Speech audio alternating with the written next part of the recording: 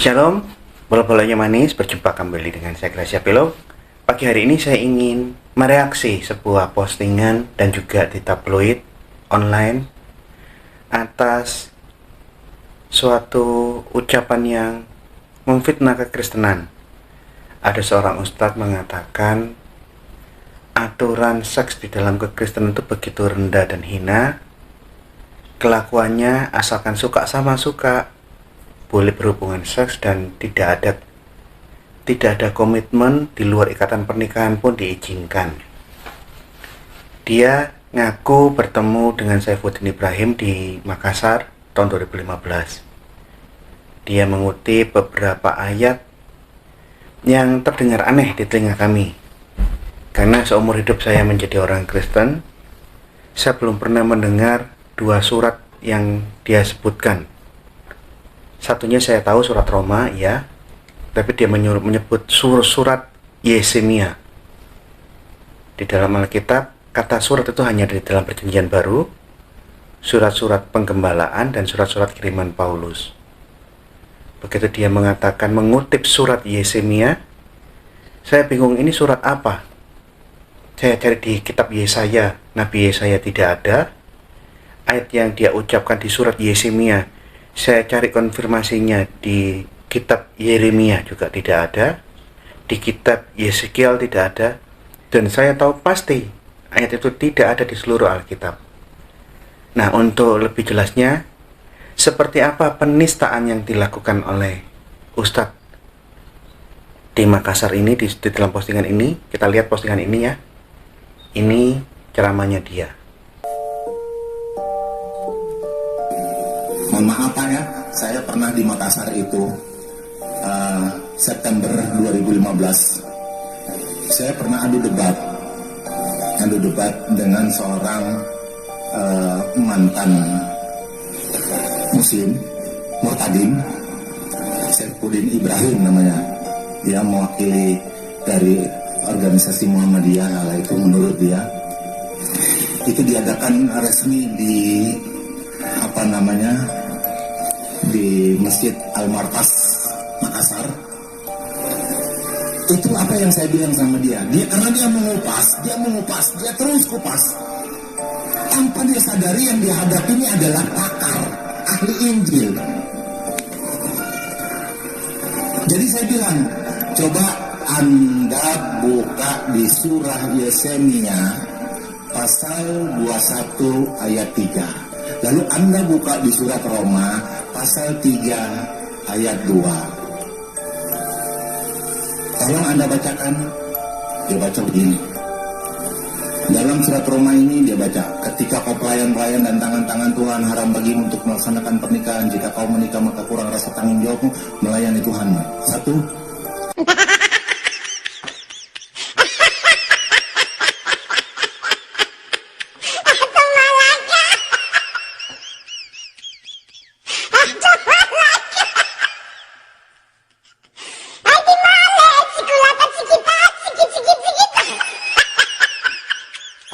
Yang Yesemia Anda baca, ketika anugerah nikmat Tuhan itu datang padamu, maka gunakanlah anugerah nikmat Tuhan itu sebaik-baiknya.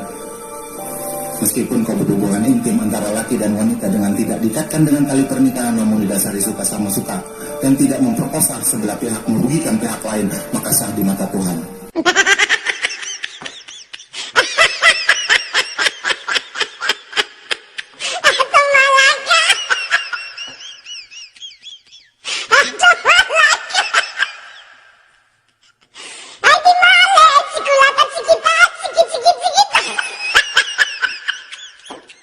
Menurut Anda dan menurut penelitian dan analisa Anda, apakah kitab ini mengajarkan Anda seperti hewan?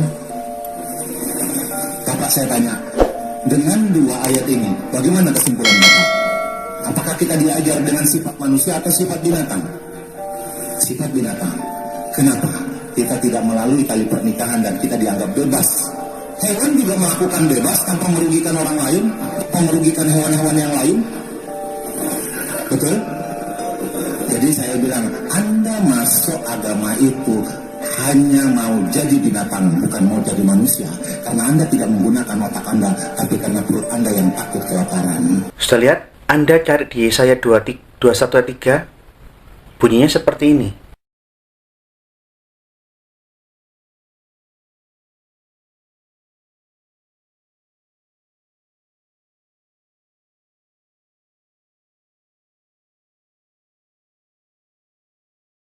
Tidak ada seperti yang disebut oleh Ustadz tersebut.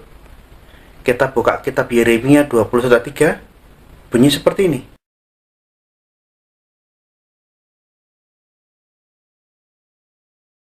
Tidak ada yang seperti itu. Tidak ada ayat yang seperti disebutkan oleh Ali Mustafa, Ustadz Ali Mustafa yang katanya pakar Injil. Jadi, Ustadz Ali Mustafa membuat ayat baru, mendapat wahyu, ilham kitab-kitab baru, yang dia fitnahkan, ini adalah kitab suci kita, padahal tidak ada. Dan, terus terang, kami sebagai orang Kristen, yang sangat tahu isi Alkitab kami, Kristen tidak pernah mengizinkan berhubungan seks di luar konteks pernikahan suami dan istri. Suami dan istri pun itu pun satu pasang, monogami. Kita ada beda pendapat dengan Yahudi. Mayoritas Yahudi monogami, tapi ada sekte Yahudi yang poligami. Kami pada posisi yang menafsirkan ayat Alkitab itu monogami. Karena apa? Karena di dalam kitab Taurat, ayat untuk monogami itu ada, dan di sepanjang perjanjian lama, instruksi dari Allah untuk melakukan poligami tidak ada. Poligami tercatat di dalam Alkitab sebagai perilaku orang-orang zaman dahulu, inisiatif mereka orang-orang zaman dahulu, dan bukan sabda Allah dan legalitas dari Allah. Ini narasinya akan berbeda dengan surah An-Nisa nomor 3. Ini legalitas yang Allah ucapkan untuk umat Islam. Boleh menikah 1, 2, 3, 4. Kalau nggak bisa bersikap adil, istrinya hanya 1. Tapi kalau kita lihat hadis-hadis yang lain, Muhammad juga pernah mengucapkan suatu hadis, sebaik-baiknya umatku adalah yang memiliki banyak istri. Bahkan di dalam surah An-Nisa 24 yang sudah diceramahkan oleh banyak ustadz, mereka mengakui di dalam ceramah-ceramah mereka bahwa budak hamba sahaya yang dimiliki orang muslim boleh disetubui dan dimanfaatkan secara seksual di luar konteks pernikahan. Dia boleh punya 4 istri, plus boleh berhubungan seks dengan berapapun jumlah hamba yang kalian miliki. Ini ayatnya. Coba Anda lihat, ini tafsirnya.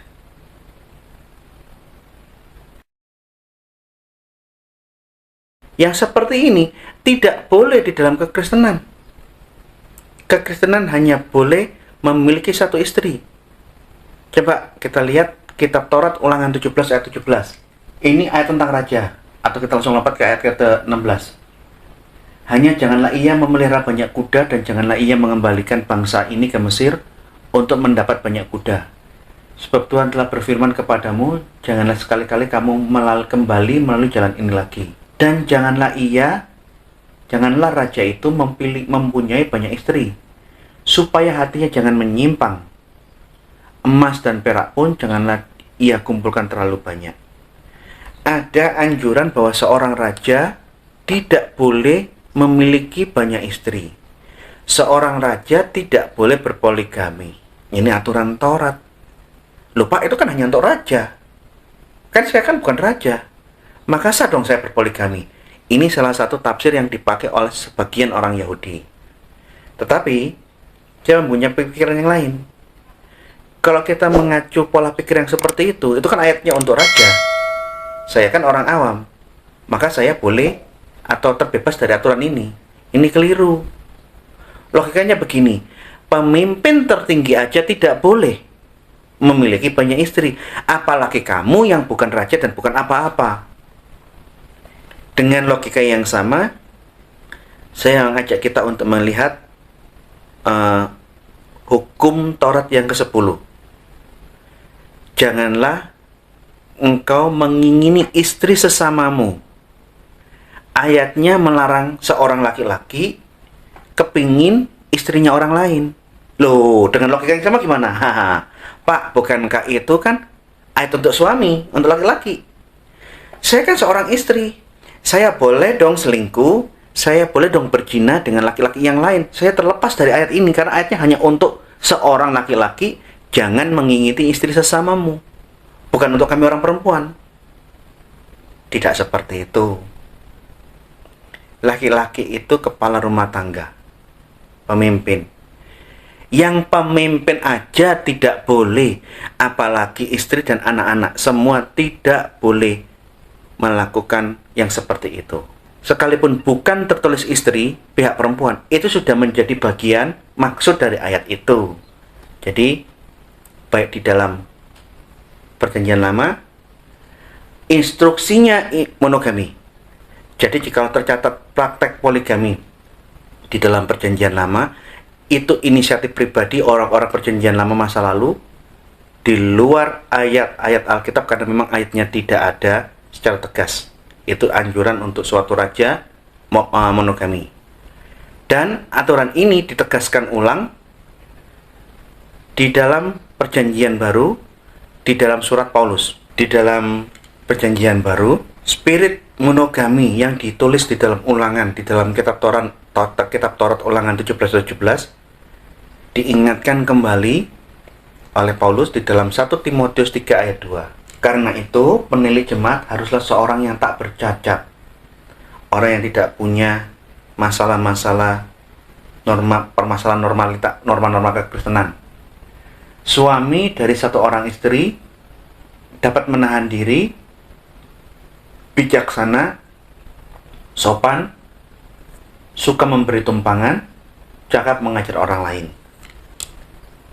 Kita jangan lagi menggunakan logika. Lupa, itu kan ayatnya hanya untuk penilik jemaat, pemimpin agama Kristen.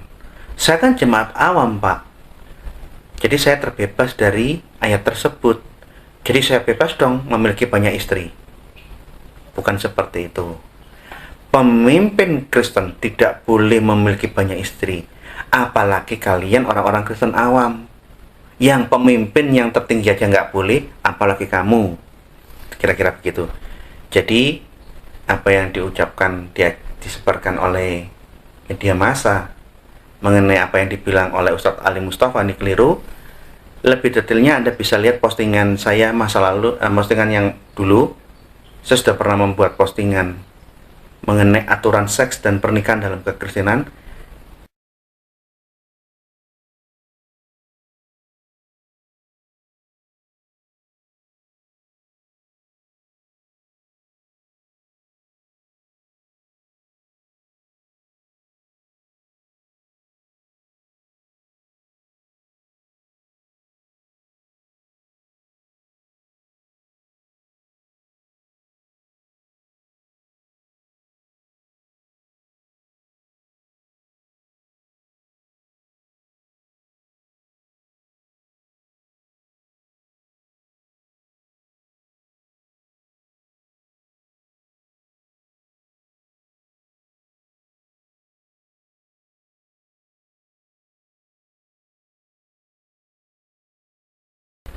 Jadi, janganlah membaca Alkitab dan menafsirkannya semaunya sendiri. Apalagi buat kitab-kitab baru, buat ayat-ayat baru seperti Ustadz Ali Mustafa, dan memfitnahkan seakan-akan kitab-kitab ayat-ayat yang baru dia buat seakan-akan itu iman kita. Itu fitnah. Itu penistaan agama. Keterlaluan ucapanmu. Ya. Aturan Kristen harus adil. Laki-laki hanya boleh punya satu istri sampai mati. Demikian sebaliknya. Yang berhubungan seks selain dengan pasangan pernikahannya itu berzina. Tidak boleh berhubungan seks dengan budak tanpa atau di luar konteks pernikahan seperti Islam. Islam mengizinkan berhubungan seks dengan hamba-hamba perempuan yang dia miliki di luar pernikahan. Mau punya berapa? bebas. Ayatnya memberikan di dalam tafsir Quran, jumlah budak perempuan yang dapat dipegang, dimiliki oleh seorang muslim tidak ada batasnya, dan semuanya itu boleh disetubui. Setelah suatu saat mungkin dia tidak punya uang, budak-budak perempuan yang dia tiduri boleh dijual belikan supaya dia dapat uang. Tapi di dalam Islam pun ada aturan mengenai umul walad. Jikalau budak seks ini sampai hamil dan melahirkan anak tuannya, anak itu menjadi anak tuan yang berhak mendapat warisan dari sang ayah. Dan budak yang dihamili tadi baru bebas, terlepas dari perbudakan setelah tuannya meninggal. Selama tuannya masih hidup, dia tetap budak dan bisa diperintahkan oleh tuan untuk melaksanakan apapun. Jadi hati-hati Pak Ali Mustafa, jangan buat-buat ayat baru dan menista agama Kristen sekeji ini. Terima kasih. Tuhan memberkati.